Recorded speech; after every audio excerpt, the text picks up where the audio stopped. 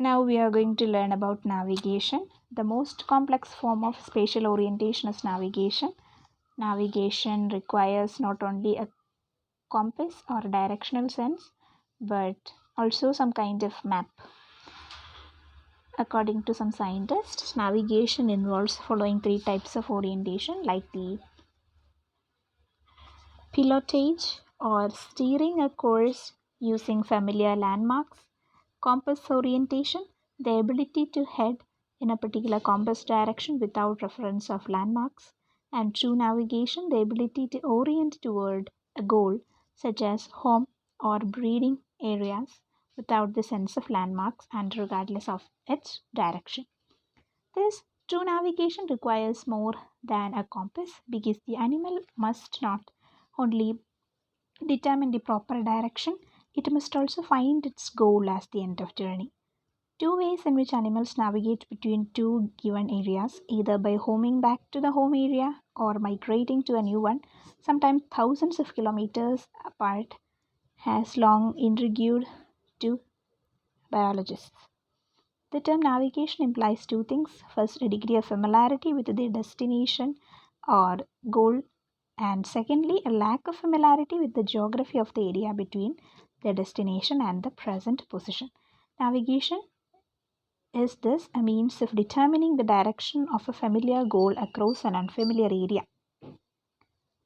As such, it is a form of goal orientation to be constructed with simple orientation, which is concerned solely with taking up a particular direction rather than seeing a specified destination. Although long distance navigation is known to several taxonomy groups, including insects, fishes, reptiles, and birds, it is with birds that most progress has been made. So, now let's learn about navigational mechanisms. Which are the navigational mechanisms? Animals are known to possess compass of various types based upon the features of the geophysical environment, such as the magnetic field of the earth. To be sure that a particular physical feature is used as a compass, it is necessary to show that the animal can detect the phenomenon and that it can use it for orientation under natural conditions. Because of the uncontrolled variability of the outside world, testing for sensory capability is best done in the laboratory. A favorable method used by those interested in study of navigation is the cardiac conditioning method. By this, other methods, researchers have shown that pigeons, other birds, and animals are sensitive to the following stimuli: sun compass cues, star compass cues, magnetic cues, gravity cues, barometric pressure cues, polarized and ultraviolet light cues, and odors. Sun compass cues. We will be explaining more about the sun compass cues. One of the earliest discoveries about animal navigation was that the sun and stars, the celestial cues, provide important cues for orientation. At one time, it was suggested that birds displaced from their home area might compare the sun's arc, the apparent path traced by the sun across the sky, in the new area with that expected at home. Sun arc hypothesis of Matthews in 1953. However, now it seems clear that the sun is used as a simple compass and that only its azimuth direction from the observer provides information for orientation. Now let's check the parts of cardiac conditioning apparatus. First, there is a projector, then the polarizing filter will be there, and a non-polarizing road screen will be there, and a viewing window, and along with the isolation chamber inside we will be keeping that harness and the bird. Then the shock electrodes are also there, and signal in time we will be plotting a graph with time. Heart rate recorder graph. We will be plotting a heart rate recorder graph. So Gustav Kramer in 1951 discovered the fact that pigeons can use the sun as a compass. Sun compass sense of birds were shown by Kramer's classic experiments in which the locomotor orientation of Starlings could be altered predictably by using mirrors to move the sun. These caged starlings are deprived of all visual landmarks, and only the sun and sky are visible to them. Sun compass orientation in birds during migration. Caged bird orienting south, keeping the sun on its left in the morning and on its right in the afternoon, show how the effect of redirecting the sunlight by way of mirrors change the orientation north in C and to cast in D. Animals that use the sun navigation over long distances have to compensate for the apparent movement of sun in the sky. During a day, the sun shifts its position from east to west, north of the equator. If a bird is headed south, the sun should be kept on its left side in the morning and on its right side in the afternoon. This means that the migrating animals have to know what time of day it is in order to use the sun as a compass. Thus, to make use of sun compass in its orientation, a bird has to contain a close clock sense so that the bird knows if it is in the morning, noon, or afternoon, and this where the sun is in on its east to west progression through a day. A starling or a pigeon has a biological clock, and its compass orientation can be disturbed if it is tricked into wrestling the clock, as revealed by the following experiments. The starling's biological clock can be reset experimentally by keeping the bird in a light-proof room and exposing it to artificial photoperiod. A normal orientation west, north, east, south. A clock shifted ahead 6 hours, north, east, west, south. Tested morning. A clock shifted behind 6 hours, north, east, south. Tested afternoon. Effect of photo period upon sun compass orientation. Normal orientation in both morning and afternoon. The bird is heading south, and the effect of artificially changing the light cycle under which the bird is kept before testing. Bird in B was kept in a light day cycle running 6 hours ahead of the natural daylight schedule. When tested in the morning with sunlight, it reacted as if it was afternoon, keeping the sun on its right. Clock of bird shifted 6 hours behind the natural daylight schedule. When treated in afternoon, it acts if it was morning, keeping the sun on the left.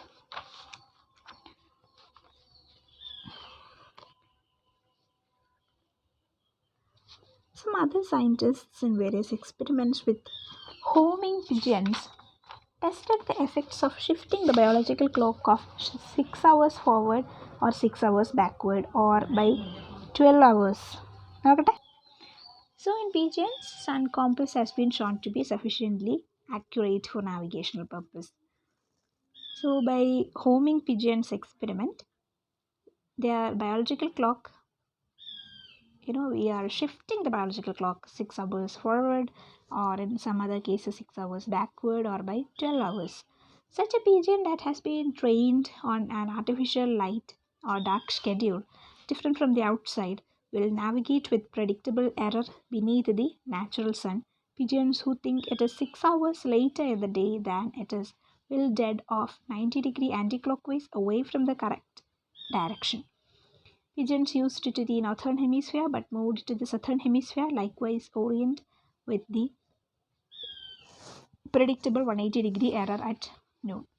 The pigeon's sun compass has been shown to be sufficiently accurate for navigational purpose, provided the bird makes corrective measurement at intervals during their journey. However, the compass orientation of the sun in relation to local time is primarily of use in determining longitude. It is the sun's altitude or azimuth that alters with changes in the latitude of the observer. There is some evidence from apparent conditioning experiments that pigeons can make fairly accurate measurements of changes in azimuth. Pigeons are subjected to decimate the sun's altitude by measuring shadows rather than sun directly.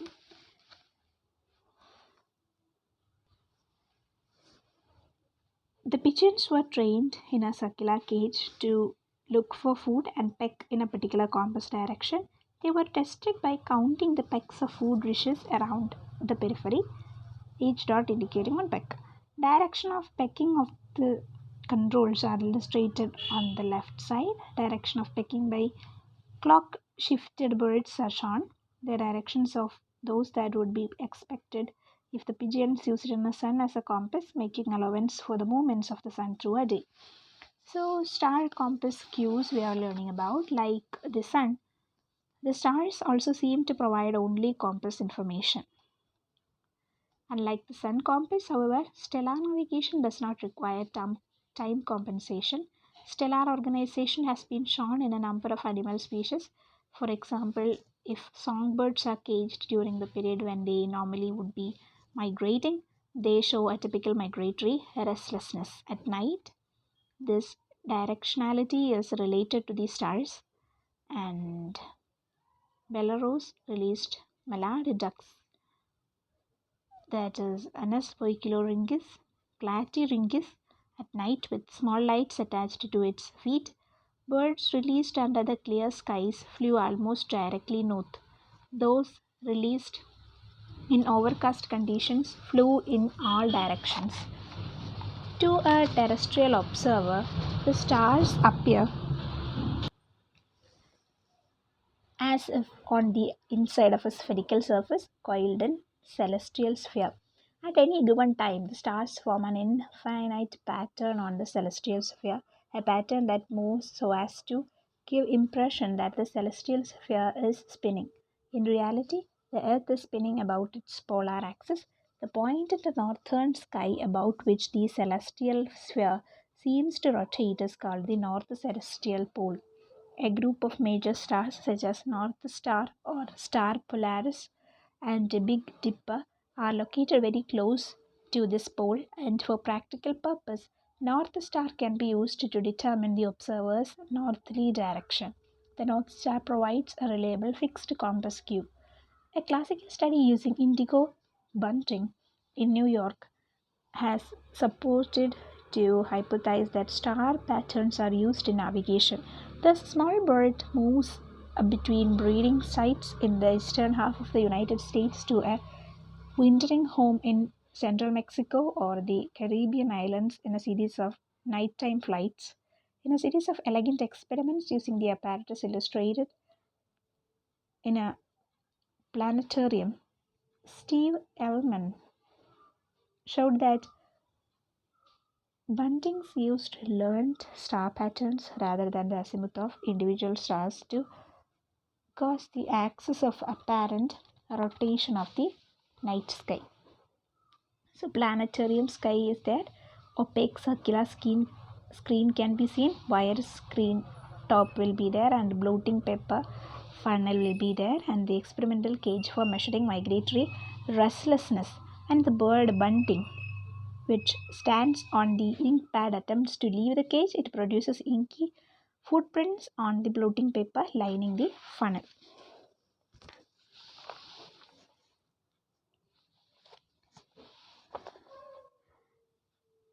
There is a critical period for imprinting just prior to the first autumnal migration, during which young bunting must learn the star patterns in order to be able to navigate later.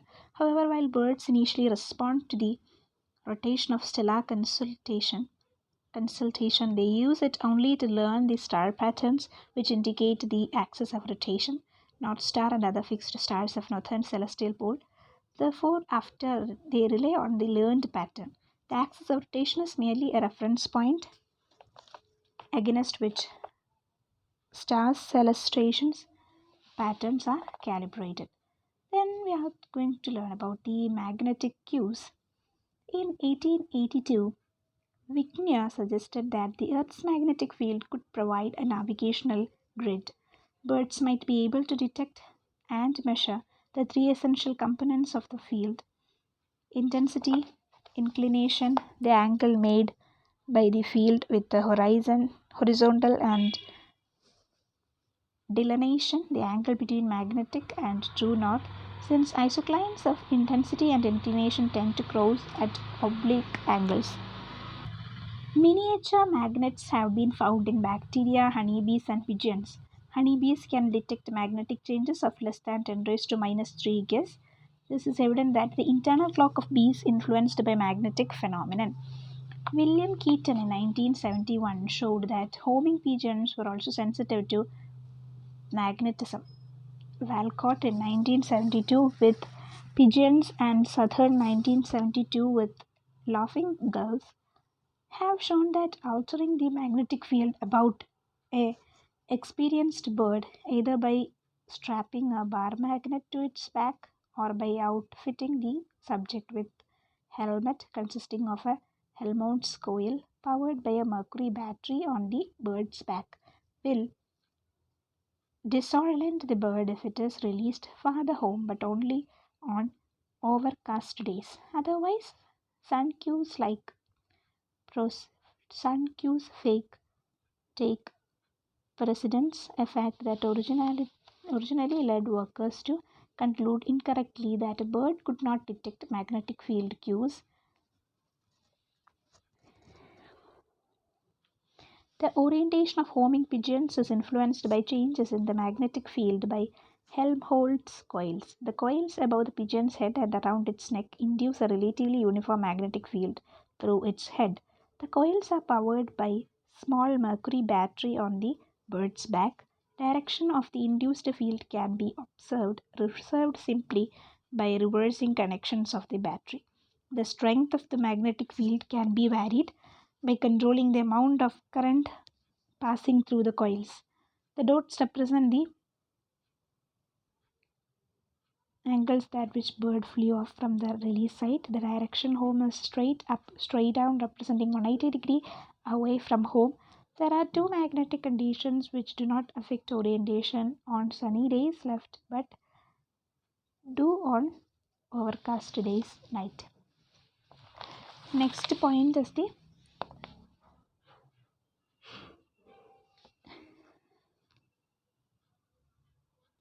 gravitational cues. When animals show sensitivity to magnetism, they often respond to gravitational cues as well. Some scientists tested the sensitivity of pigeons to gravity by looking for the influence of the monthly gravitational cycles caused by the changing relative positions of the Earth, Sun, and Moon. Barometric pressure cues can also be seen. Recently, pigeons have been shown to respond to pressure changes. Pigeons are known to be sensitive to pressure changes equivalent to 10 meters or even smaller change in altitude. Sensitivity of this sort could help to compensate for the reduction in gravity with increased altitude. Birds about to set off on migration seem to be able to gauge wind conditions at high altitude, taking off only when they are favorable. Similarly, certain Eastern American migrants fly to the east of a high pressure area in autumn but to the west ahead of a cold front in spring. Infrasound cues. Sound with a frequency of less than 10 Hz is called infrasound. Humans cannot hear it. Pigeons can detect infrasonic frequencies as low as 0.60 Hz. Infrasound can travel many hundreds, even thousands of kilometers, thus allowing birds to orient to distant mountains via the wind blowing through them or shorelines from the sound of breaking waves or surf. The sensitivity of pigeons to infrasound is great enough for them to detect Doppler shifts as they fly toward and when they fly away from the sound source. In this way, they would achieve the directional information necessary to orient to the source. Doppler effect. The change observed in the wavelength of a sonic, electromagnetic, or other wave is because of relative motion between wave sources and the observer. The Doppler effect, named for Christian Doppler, who first described it in 1842, is of paramount importance in astronomy. Polarized and ultraviolet light. In normal unpolarized light, the wave-like variation occurs equally in all planes. Polarized and ultraviolet lights, the normal unpolarized light, the wavelength vibration occurs equally in all planes. In polarized light, the vibrations are greater in one plane. When unpolarized sunlight is scattered by atmospheric molecules, polarization occurs, greatest for the light scattered at an angle of 90 degrees to the waves of the rays of the sun. This means there is a pattern of polarization in the sky that change according to the position of the sun. Some scientists discovered that the orientation of honeybees, as indicated by their communication dances, depend upon the position of sun, even when the sun was clouded. He showed it was necessary for the bees to see only a small portion of the blue sky and that the essential information was confined to the ultraviolet portion of the spectrum. When ultraviolet light from the sun was passed through a polarized filter, one fish found that the orientation of the bee dams changed in accordance with the angle of polarization. Cardiac conditioning experiments clearly show that pigeons, like the honeybees, are able to perceive rotation in the plane of the polarization of light, but it is not known how they interpret this information. Then next one is the odor. While it is well known that some animals, slugs and salmon, can navigate by olfaction, the suggestion that birds are able to do so is quite surprising. Birds are usually regarded as microsomatic, having the sense of smell feebly developed. Papi and co-workers in 1992 have suggested that pigeons can home by scent. Pigeons might learn the directions of different orders arriving at their home. Lofi order A, for instance, may come from the south, B from the east, and so on. If a pigeon is displaced some distance south, order A will be stronger. The bird therefore determines its position to be south of the home and uses one of its compass system to fly north. Other navigational cues. Some other types of cues must also be used as navigational aids by different animals. For example,